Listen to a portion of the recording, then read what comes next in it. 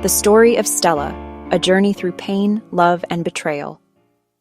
Mr. and Mrs. Donald were full of joy the day they moved into their new home.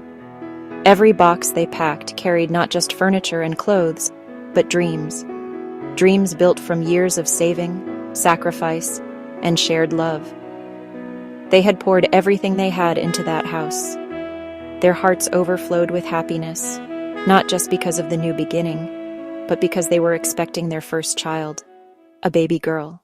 But life can be cruel. On the very road that was supposed to lead them to a fresh start, tragedy struck. Their car collided with another vehicle, and in one heartbreaking instant, Mr. Donald lost his life. Mrs. Donald was rushed to the emergency department, fighting for her own survival and that of her unborn baby. In a desperate attempt to save her, doctors performed an emergency C-section. The baby survived, a fragile, tiny girl, but her mother's strength gave out soon after. With her final breath, Mrs. Donald whispered, "Tell my sister to take care of her. Her name is Stella."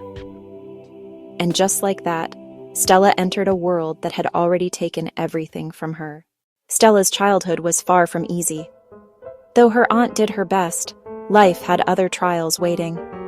At 16, she was forced to leave the house that was never truly a home.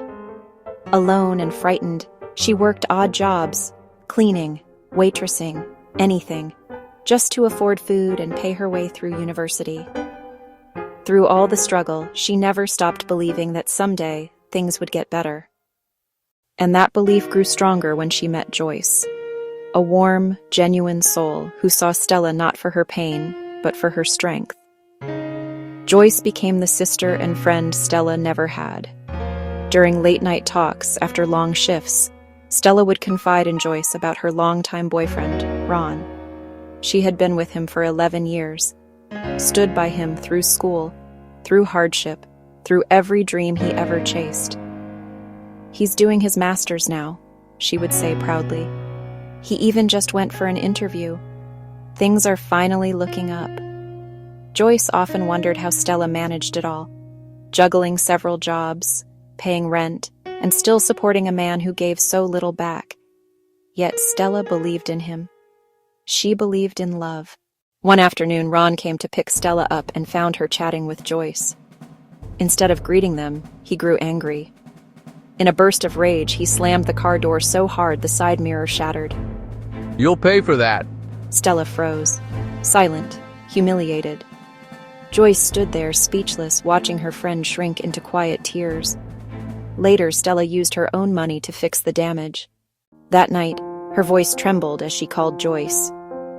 "I borrowed money to buy that car," she confessed. "He doesn't help. Not even when I'm sick, or when things get hard." Years passed, and Stella kept holding on to hope. Then one day, Ron told her his sister was getting married. He asked Stella to buy some wedding gifts for him to take along. "Are you invited?" Joyce asked. "After all these years, don't you think it's time you met his family? He's working now. He should be talking about marrying you." "No, I wasn't invited, but I'm going." Joyce was surprised but knew Stella's heart needed the truth, whatever it might be. A few days later, Joyce went to Stella's workplace to drop off the wedding gifts. The moment she walked in, she froze. Ron was yelling and raising his hand at Stella. Without thinking, Joyce shouted, "Stella, here are the things. Can you get me something to drink, please?" As Stella stepped away, Joyce clenched her fist, glared at Ron, and said in a low, firm voice, "If you ever touch her again, it'll be your face next." She gave him a shove and smiled calmly as Stella returned, pretending nothing had happened. The next day, Ron left for his sister's wedding. Heart-pounding, Stella decided to follow. She needed to see for herself the man she had given everything to. But what she discovered shattered her completely. Ron wasn't just attending his sister's wedding. He was engaged to another woman. The engagement had been weeks earlier. When Stella arrived, Ron introduced her to his family as just a neighbor. Every word cut deeper than a knife. She stayed the night, too broken to speak, and left quietly the next morning. 2 days later, when she returned home, Ron was gone. The apartment was empty, except for one thing.